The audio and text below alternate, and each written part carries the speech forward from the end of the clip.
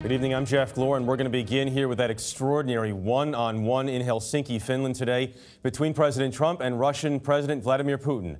Standing before a worldwide audience after Mr. Trump appeared to accept Putin's denial that Russia interfered in the U.S. presidential election. The Director of National Intelligence, Dan Coats, said this afternoon Russians did meddle and are still working to undermine U.S. democracy. In a one-on-one interview with the president in advance of the summit, we asked him about his relationship with Putin. President Bush said that he saw into his soul. I think he came to regret that. You said that Putin toyed with Obama. How do you ensure that things are different in this administration? I don't know. Look, I've met him 2 times, 2.5 times. Most of you people were there when I met him.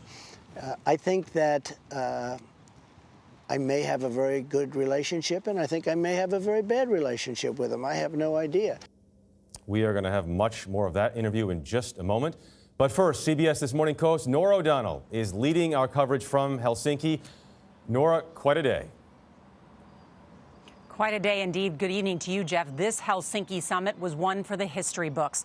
President Trump's refusal to challenge the Russian strongman drew widespread condemnation from members of his own party and administration. This summit that might have been about U.S. condemnation instead ended with President Putin giving President Trump a soccer ball from the World Cup and Mr. Trump handing Putin a gift of absolution. Major Garrett is covering the president here in Helsinki.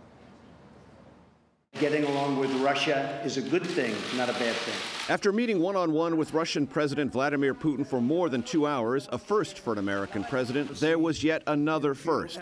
President Trump appeared to side with Putin over U.S. intelligence agencies on Russian interference in the 2016 election. So I have great confidence in my intelligence people, but I will tell you that President Putin was extremely strong and powerful in his denial today.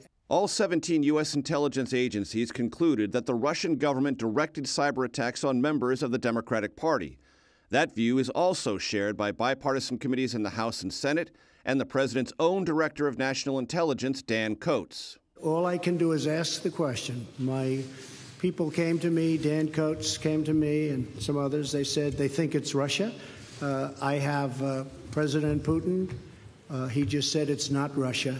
I will say this, I don't see any reason why it would be.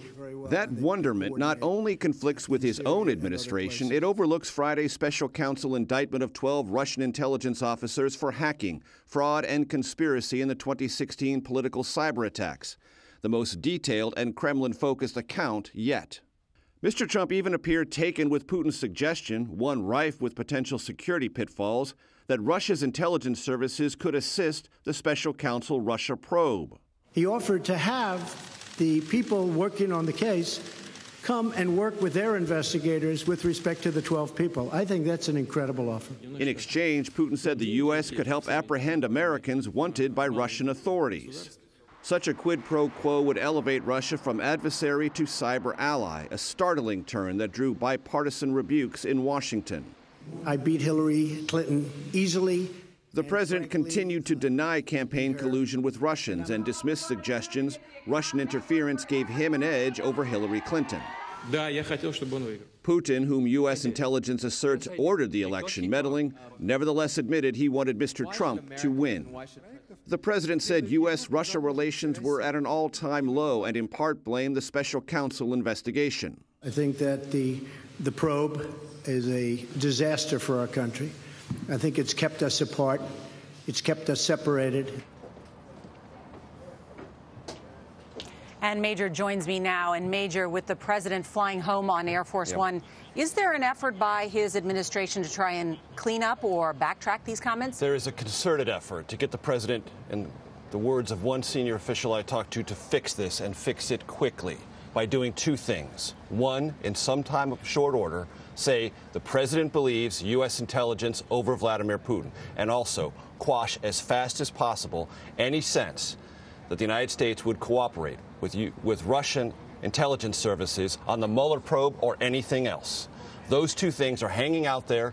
They have compromised the president's ability these officials believe, to communicate what America stands for and to reassure our allies that what they've given us in the context of this intelligence sharing is valued by this administration. All right, Major Garrett, thank you. And so, Jeff, sounds like you have a lot to ask the president when you sit down with him again on Wednesday. Yes, indeed we do. Nora and Major, thanks to both of you from Helsinki.